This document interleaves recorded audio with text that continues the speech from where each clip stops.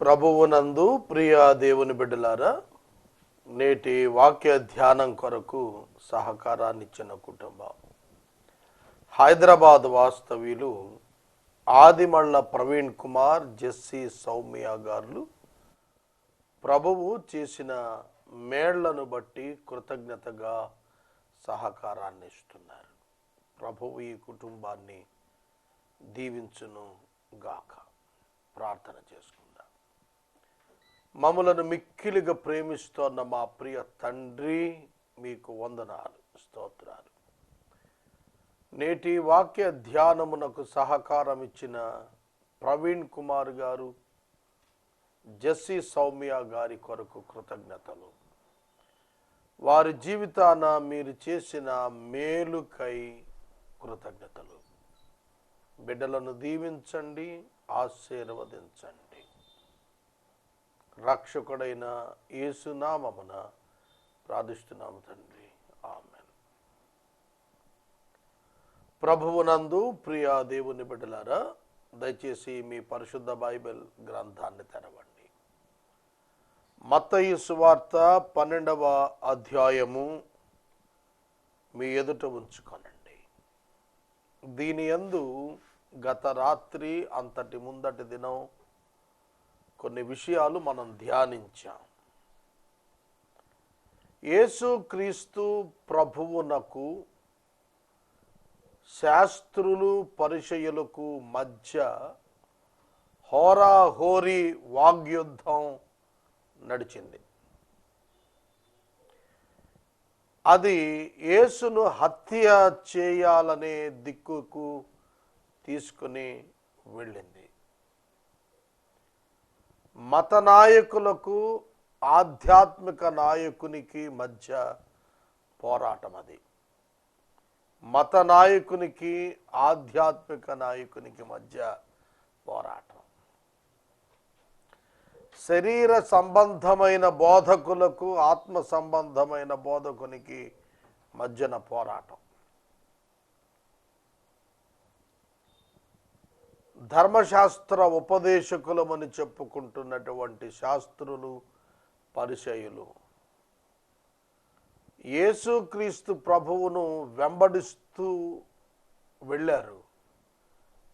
ఆయనలో తప్పు కనుగొనవలెనని వెళ్ళారు. దానికంటే ఆయన ఎవరో కనుగొనాలని వెళ్ళుంటే ఫలితం ఉండేది. ఈనాడు చాలామంది యేసుక్రీస్తు నందు తప్పులు వెదకబూనుచున్నారు. ఆయన ఎట్లు దైవమో తెలుసుకుంటే త్వరగా వారికి జ్ఞానోదయం అయి ఉండేది. సోదరుడా, సోదరి, వాక్యము అక్షరము ద్వారా తెలుపబడింది. వాక్యమును దేవుడిచ్చినప్పుడు ఆయనకు ఒక ఉద్దేశం ఉన్నది. ఆ ఉద్దేశమునకు ఆధారము ఆయన వ్యక్తిత్వము. The character of God is behind the scriptures which were revealed.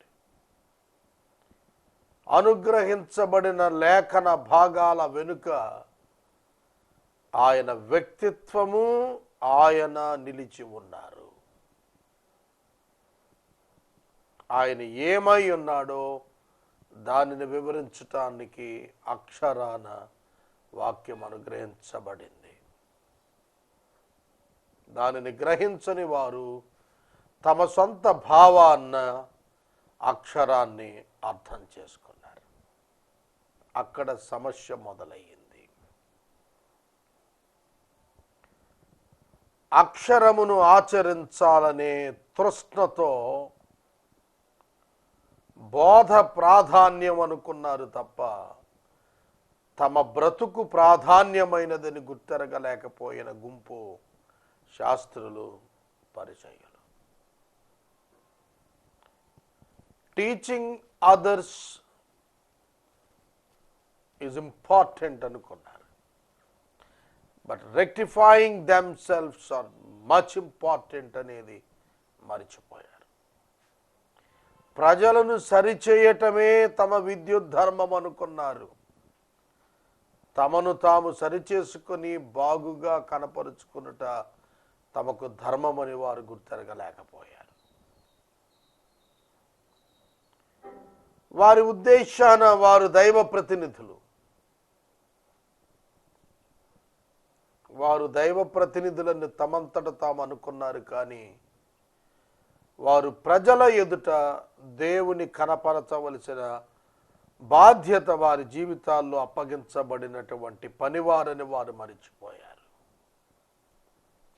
ఈనాడు కూడా అలాంటి పరిస్థితులే ఉన్నాయి.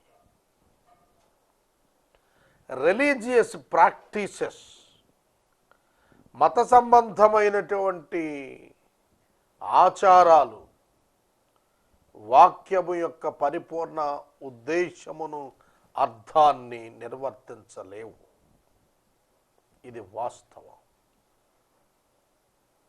ఆనాడే కాదు, ఈనాడైనా, ఆ మతమే కాదు, ఏ మతమైనా భాష్యము మానవ మనసు నుండి వెలువడినప్పుడు దైవ ఉద్దేశానికి విఘాతం కలుగుతుంది. ఇది వాస్తవం. మత్తయి సువార్త 12వ అధ్యాయంలో యేసు శిష్యులను విమర్శించినటువంటి పరిసయ్యులకు ప్రభువు చెప్పిన మాట, దేవాలయము కంటే గొప్పవాడు ఇక్కడ ఉన్నాడని మీతో చెప్పుచున్నాను. ఫర్ దైర్ అండర్స్టాండింగ్, వారు అర్థం చేసుకోవటానికి యేసు ఈ మాట చెప్పాడు. ఎందుకంటే అప్పటికే వారు ఒక విషయాన్ని ప్రాక్టీస్ చేస్తున్నారు.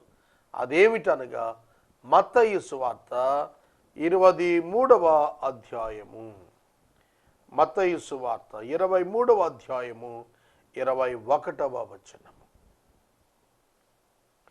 మరియు దేవాలయము తోడని ఒట్టు పెట్టుకొనువాడు దాని తోడనియు, అందులో నివసించువాని తోడనియు ఒట్టు పెట్టుకొనుచున్నాడు. మరియు ఆకాశము తోడని ఒట్టు పెట్టుకునివాడు దేవుని సింహాసనము తోడనియు, దానిపైన కూర్చున్నవాని తోడనియు ఒట్టు పెట్టుకొనుచూ ఉన్నాడు. ఈ ఒట్టు పెట్టుకునే కార్యక్రమం గురించి ప్రభువు 16వ వచనం నుండి 22వ వచనము వరకు మత్తయి 23లో వ్రాస్తూ కొన్ని విశేషమైన ఆచారాలు వారు ఉనికిలో ఉంచుకున్నవి మాట్లాడాడు. అందులో మొట్టమొదటిది ఏమిటంటే, దేవాలయము అని తోడు పెట్టుకుంటే ఒకడు, అందులో ఏమీ లేదు కానీ దేవాలయములోని బంగారం తోడని ఒట్టు పెట్టుకుంటే దానికి బద్ధుడని మీరు చెబుతారు. అంటే which is profitable for them, which is profitable for them financially. ఆర్థికంగా తమకేది లాభమో దానిని ఒట్టు పెట్టుకొనటం నేర్పించారు. మీరే చెప్పారు కదా, దేవాలయము కంటే కూడా దేవాలయములో నివసిస్తున్నవాడు గొప్పవాడని, ఆకాశము కంటే కూడా ఆకాశమందున్న సింహాసనము మీద కూర్చున్నవాడు గొప్పవాడని మీరు మరిచారా? మీరు మరిచారా? నేను మీతో చెబుతున్నాను, దేవాలయము కంటే గొప్పవాడు ఇక్కడ ఉన్నాడు. వండర్ఫుల్ అండి. యేసు ప్రభు తాను దేవుణ్ణి అని బైబిల్లో ఎక్కడ చెప్పుకున్నాడండి అని చాలామంది అడుగుతారు కదా. ఇక్కడ చెప్పలా? చెప్పేశాడు. ఇక్కడ దేవాలయము కంటే గొప్పవాడు ఇక్కడ ఉన్నాడు. వారికి అర్థమైంది, ఆయన తనను దేవునితో సమునిగా పోల్చాడు. మీరు గ్రహించక ఉన్నారు. మీరు కనికరమును నేను కోరుతున్నాను, బలిని కోరను అని వాక్యం గ్రహించలేదు. శాస్త్రులారా, పరిచయులారా, బలిని కోరను కనికరాన్ని కోరుతున్నాను అన్న వాక్యము యొక్క అర్థాన్ని మీరు గ్రహించలేదు. ధర్మశాస్త్రమున పంటికి పన్ను అంటే పన్ను వాడి పన్ను ఓడగొట్టుడు అనుకున్నారు, కానీ నీ పన్ను ఊడుతుంది, జాగ్రత్త, ఎదట వాడి పన్ను కాపాడు అని ఆయన భావమని గుర్తెరగలేకపోయారు. ఆయన కనికరాన్ని కోరేవాడు, ఆయన కనికరాన్ని కోరేవాడు, ఆయన బలిని కోరేవాడు కాడు. అందుకే ఆయన బలి అవ్వటానికి తాను నరావతారం ఎత్తి వచ్చాడు. అందుకే అదే మత్తయి సువార్త 23వ అధ్యాయంలో యేసు ప్రభువు చెప్పాడు, ఓ అంధులైన మార్గదర్శకులారా, ఓ అంధులైన వేషధారులైన శాస్త్రులారా, ప్రధానమైనటువంటి విషయాలు ధర్మశాస్త్రములో న్యాయము, కనికరము, విశ్వాసము, వీటిని విడిచిపెట్టారు. What is important in the law of God? ప్రధానమైన విషయములున్నాయి ధర్మశాస్త్రములో. అవేమిటంటే, ఒకటి న్యాయం, జస్టిస్, కనికరం, కంపాషన్, విశ్వాసం, ఫెయిత్. వీటిని వదిలిపెట్టేశారు, అక్షరాన్ని పట్టుకుని వేలాడుతున్నారు. కంప్లైనింగ్ అగైన్స్ట్ బ్రదర్హుడ్, సహోదరులని మీరు విమర్శ చేస్తున్నారు తప్ప ప్రేమించలేకపోతున్నారు, కనికరం చూపలేకపోతున్నారు, న్యాయము చెప్పలేకపోతున్నారు. సోదరుడా, సోదరి, న్యాయాన్ని మరిచారు. వ్యభిచారములో పట్టబడిన స్త్రీనే తెచ్చారు, పురుషుణ్ణి తేలా. అది అన్యాయం అని వాళ్ళకి తెలియదా? పురుషుణ్ణి కూడా తేవాలి కదా. వారిద్దరినీ రాళ్లతో కొట్టమని చెప్పింది ధర్మశాస్త్రం, మరి ఒక్కళ్ళని తెచ్చారే. న్యాయాన్ని మరిచారు. ఒక్కళ్ళని శిక్షకు అప్పగించాలనుకున్నారు, కనికరాన్ని మరిచారు. క్షమాపణ కోరితే క్షమాపణ దొరుకుతుందనే విశ్వాసాన్ని మరిచారు. విశ్వాసము ద్వారా పాప క్షమాపణ వస్తుందనే సందేశాన్ని మరిచారు. క్షమాపణ కోరుకుంటే క్షమించే దేవుడున్నాడని మరిచి ధర్మశాస్త్ర ప్రకారం శిక్షలు కోరుతున్నారు మీరు. ధర్మశాస్త్రం ఇవ్వబడింది శిక్షలు కోరుటకు కాదు. దాని పర్పస్ ఏమిటంటే, మీరు పాపులు, మీకు రక్షకుడు అవసరము. మీరు పాపం చేశారు, దేవుని యొద్దకు వచ్చి క్షమాపణ కోరుకోండి, ఇక పాపం చేయకండి అని చెప్పటానికి ఇవ్వబడిన ధర్మశాస్త్రాన్ని శిక్షలు విధించే చట్టంగా మార్చేశారు. శిక్షలు విధించే చట్టంగా మార్చేశారు. దేవాలయము కంటే గొప్పవాడు ఇక్కడ ఉన్నాడని మీతో చెప్పుచున్నాను. అనగా దేవాలయము కంటే గొప్పవాడు ఎవరంటే, దేవాలయమున నివసించినవాడు. దేవాలయంలో నివసిస్తాడు ఆయన? చెప్పండి. సొలొమోను దినవృత్తాంతాల గ్రంథం 7వ అధ్యాయంలో మహాదేవాలయాన్ని కట్టాడు, సోలమన్ టెంపుల్. ఆ దేవాలయం కట్టినప్పుడు అన్నాడు, ఆకాశ మహాకాశములు పట్టజాలని వాడవు ఈ మానవ నిర్మితమైన ఈ యొక్క దేవాలయంలో నీవు నివసిస్తావా ప్రభు? దేవుడు దేవాలయములో నివసించడు, దేవుడు మానవ హృదయాల్లో నివసిస్తాడు. The fundamental basic truth. ఆ రోజున ఆ యూదులు మరిచారు. ఈనాడు అనేక మంది సేవకులు ఇంకా ఈ పదాలను పట్టుకొని ప్రజలను మభ్యపెడుతున్నారు. దేవాలయాల్లో దేవుడు ఉంటాడని బోధిస్తున్నారు. ఉండడని నేను మనవి చేస్తున్నాను.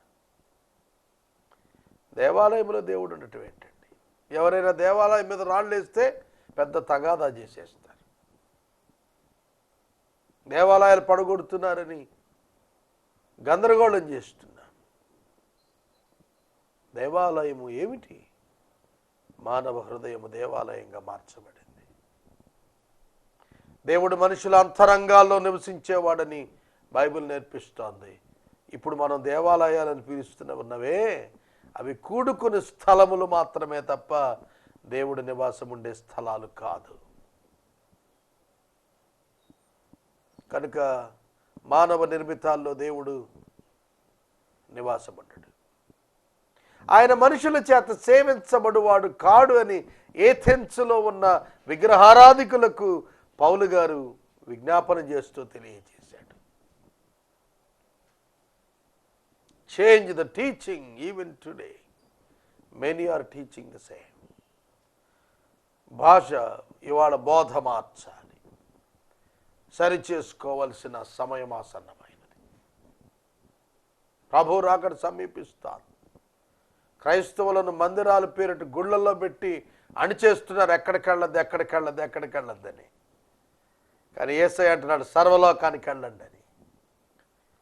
మనం ఈ గుడికి వెళ్ళాలి, ఇంకే గుడికి పోకూడదు. సేవకుడే సేవకి వెళ్ళాలి, మీరు కూర్చోండి వెళ్ళకూడదు. Who said that? దేవుడు చెప్పాడండి. మీరు సర్వలోకానికి వెళ్ళండి అని విశ్వాసులకు బైబిల్ చెబుతుంటే, బ్రదర్ మీరు విశ్వాసులు బ్రదర్, మీరు వెళ్ళకూడదు. ఈ మధ్యన విన్నాను, ఒకడు అంటున్నాడు ప్రార్థనలు చేయకండి మీకు దయ్యాలు పడతాయి, ఎందుకంటే సంఘ పెద్దలే ప్రార్థన చేయాలి, మీరు చేయకూడదు అన్నాడు. సేవకులే ప్రార్థన చేయాలి, మీరు ప్రార్థన చేస్తే దయ్యాలు పడతాయండి. విశ్వాసికి దయ్యం ఎందుకు పడద్దండి? ఇది లేదు బైబిల్లో. దొంగ బోధలు వచ్చేసాయి, జాగ్రత్త. అబద్ధ బోధలు సంఘాల్లో హల్చల్ చేస్తున్నాయి. నమ్మవద్దని ప్రభు పేట నేను మనవి చేస్తున్నాను. సోదరుడా సోదరి, ధనాపేక్ష చేత మనుషులు పెట్టిన పద్ధతులు దైవ ఉద్దేశాలను ప్రక్కన పెట్టేస్తున్నాయి. న్యాయము, కనికరము, విశ్వాసము అనేటువంటి ఆధ్యాత్మిక సత్యాలను ప్రక్కన పెట్టి విశ్రాంతి దినం మీరారు అని సిల్లిగా మాట్లాడుతున్నారు. విశ్రాంతి దినాచారము వాళ్ళు మీరలా, వాళ్ళ పట్ల వీళ్ళు మీరారు చట్టాన్ని. వాళ్ళని శిక్షించమని, వాళ్ళని గద్దించమని మాట్లాడుతున్నారు. దేవుడు మన పక్షమున ఉండగా మనకు విరోధి ఎవడు? ఇది వాళ్ళు గుర్తెరగలేకపోయారు. విశ్వసించిన వాడు స్వతంత్రుడు. విశ్వసించిన వాడు స్వతంత్రుడు అని పరిశుద్ధుడైన పేతురుకు పాఠం చెప్పటానికి అపోస్తలుల కార్యముల గ్రంథము 10వ అధ్యాయంలో యొప్పేలో చర్మకారుని ఇంట ప్రార్థన చేస్తున్నప్పుడు 4 చెంగుల దుప్పటిలో చతుష్పాద జంతువులు గుట్టలుగా పెట్టి పేతురు ముందు పెట్టి, పేతురు వీటిని చంపుకు తిను అని చెప్పాడు.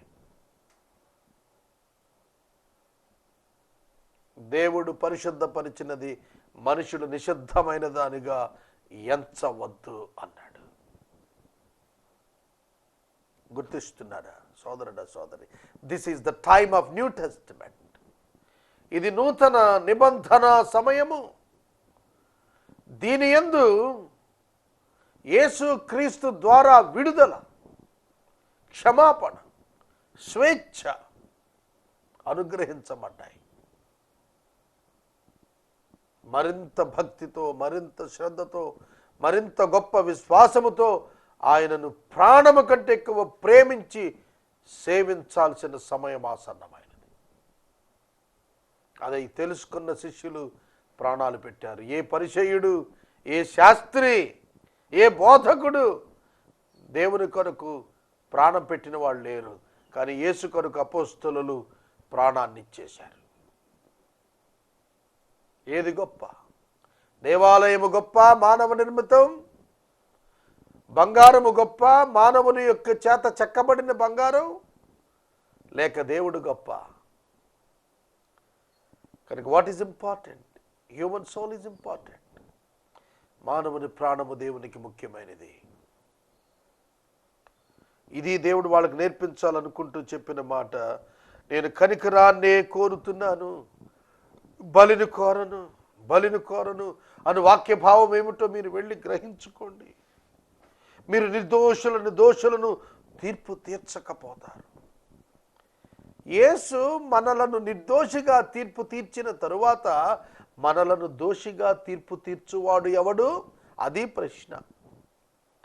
32వ సంకీర్తన 1వ వచనంలో తన అతిక్రమములకు పరిహారము నొందినవాడు, తన పాపములకు ప్రాయశ్చిత్తం పొందినవాడు ధన్యుడు అని ప్రభు చెబుతుంటే, ఇంకా అతని మీద పాపం మోపటానికి ఎవడికి అధికారం ఉన్నది?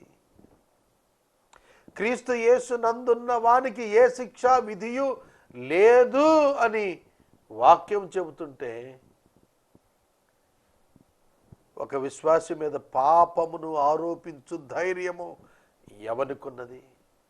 రోమాపత్రిక 5వ అధ్యాయం చాలా తేటగా చెప్పింది. ఒక మనుష్యుని ద్వారా పాపము ఎలాగు లోకములో ప్రవేశించెనో అలాగే ఒక మనుషుని ద్వారా పాప క్షమాపణ ప్రవేశించింది. మనమందరము ఆదామునందు ఏ విధంగా పాపులముగా ఎంచబడ్డామో, విశ్వసించిన వారందరూ యేసుక్రీస్తునందు పరిశుద్ధులుగా దేవుని చేత ఎంచబడుతున్నారు. వారి మీద పాపమునకు అధికారము లేదు, మరణమునకు అధికారము లేదు, నరకమునకు అధికారము లేదు, పాతాళమునకు అధికారము లేదు. ఇది బైబిల్ చెప్పిన అద్భుత సత్యము, అద్భుత సత్యం. దేవుడు కనికరం కోరుతున్నాడు. తప్పిపోయిన కుమారుడు ఎన్ని పాపాలు చేశాడు. తండ్రిని వద్దన్నాడు, వెళ్ళిపోయాడు. తండ్రిని వద్దన్నాడు, వెళ్ళిపోయాడు. ఆస్తి పంచమన్నాడు, తీసుకెళ్ళిపోయాడు. స్నేహితులతో కలిసి దుర్వ్యాపారం చేశాడు, సమస్తం పోగొట్టుకున్నాడు. ఆ తండ్రి అతనిని ప్రేమించి కనికరించాడే తప్ప న్యాయ ప్రకారం నువ్వు నా ఇంట్లోకి రాటాకి లేదని గెంటేయలేదు. That is the beauty of the parable. అది అందం ఏంటంటే ఆ వివరణలో, ఆ ఉపమానంలో the agape love of his father, ఆ తండ్రి యొక్క అద్భుతమైన అనిర్వచనీయమైన ప్రేమ. God wants to forgive all the human beings. దేవుడు మనుషులందరినీ క్షమించటానికి ఆయన ఇష్టంగా ఉన్నాడు. ఆదాము unrepented sinner, but God provided the way of salvation for him. Unrepented sinner ఆదాము పశ్చాత్తాప పడలేదండి, కానీ దేవుడు అతని కొరకు రక్షణ మార్గం సిద్ధం చేశాడు. దేవుడు బలి కోరలేదు, దేవుడు కనికరం కోరాడు. దేవుడు ఆదామును నరకానికి పంపటానికి ఇష్టపడలేదు. ఆదాము విమోచింపబడుటకు, పరిశుద్ధపరచబడుటకు, క్షమించబడుటకు పథకాన్ని రచించి అమలుపరిచాడు. That is God and the mind of God. ఈ సమయంలో దేవుని వాక్యం వింటున్న సహోదరుడా, సహోదరి, దయచేసి వాక్యాన్ని అర్థం చేసుకోండి. వాక్యాన్ని అర్థం చేసుకోండి. ఏ విధంగా ప్రజలను తృణీకరించకండి. వాళ్ళు పాపులని, వారు విగ్రహారాధికులని, వారు త్రాగుబోతులని, వారు వ్యభిచారులని అసహించుకొనకండి. షో ద కంపాషన్, కనికరం చూపండి.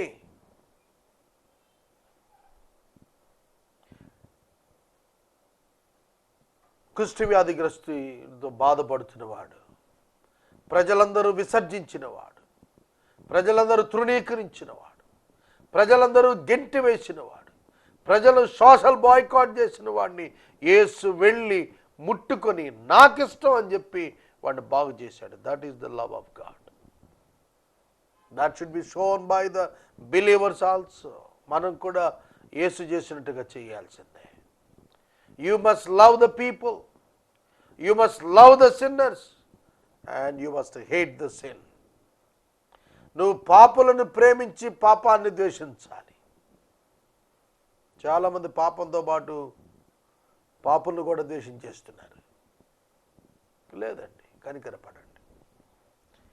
Small compassion gives them a great comfort and deliverance. It leads to great transformation in their lifes.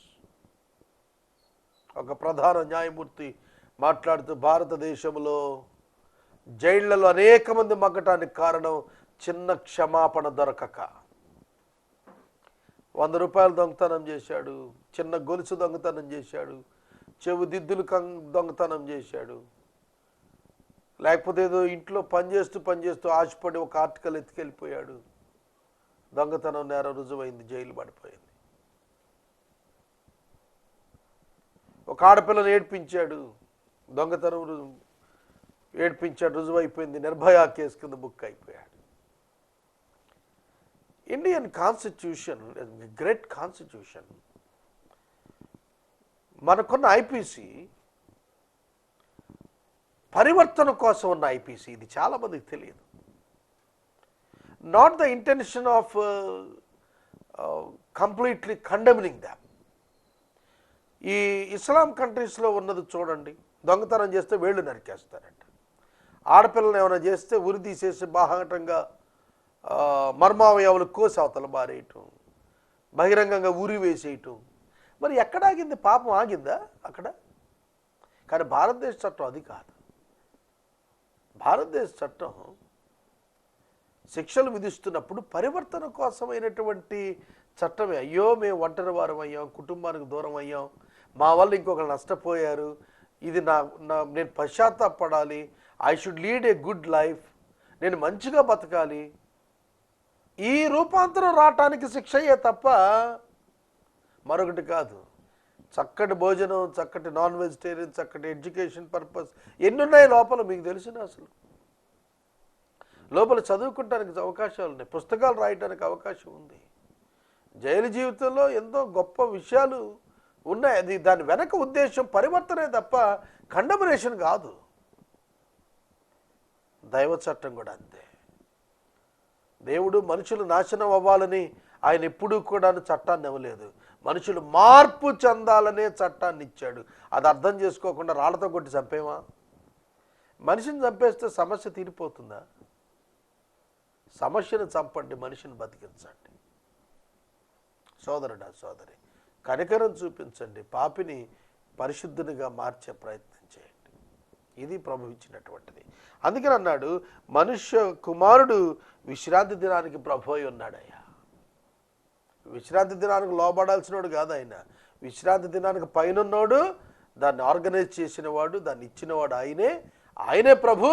ఆయన చెబుతున్నాడు, ఇది దినాచారమును తృణీకరించడం కాదు, దీన్ని నేను అంగీకరిస్తున్నానని చెప్పాడు. సింపుల్. క్రీస్తు మన పక్షమునుండగా, దేవుడు మన పక్షమునుండగా మనకు శిక్ష విధించేవాడు ఎవడు లేడు. Amen. This is justification by faith. విశ్వాసం ద్వారా నీతిమంతులుగా తీర్చబడుతున్నామండి. క్రీస్తు యేసునందున్న వారికి ఏ శిక్షా విధి లేదు. ప్రార్థన చేసుకుందాం. నేడు వాక్యోపదేశమునకు సహకారం ఇచ్చినటువంటి కుటుంబము హైదరాబాద్ నివాసితులు ఆదిమళ్ళ ప్రవీణ్ కుమార్ గారు మరియు వారి సతీమణి జెస్సీ సౌమ్య గారు ప్రభు చేసిన మేలును బట్టి సహకరించారు. ప్రభు ఈ కుటుంబాన్ని దీవించునుగాక. ప్రభువునందు ప్రియా దేవుని బిడ్డలారా, నేటి ఎపిసోడ్ నెంబర్ 5200 ఎపిసోడ్ పూర్తయింది. రేపటి నుంచి 5201 నుంచి మనం కంటిన్యూ అవుతాం. దేవుని మహాకృప ఈ ప్రోగ్రాం కంటిన్యూ అవుతోందంటే యేసయ్య యొక్క సంపూర్ణ కృప మాత్రమే.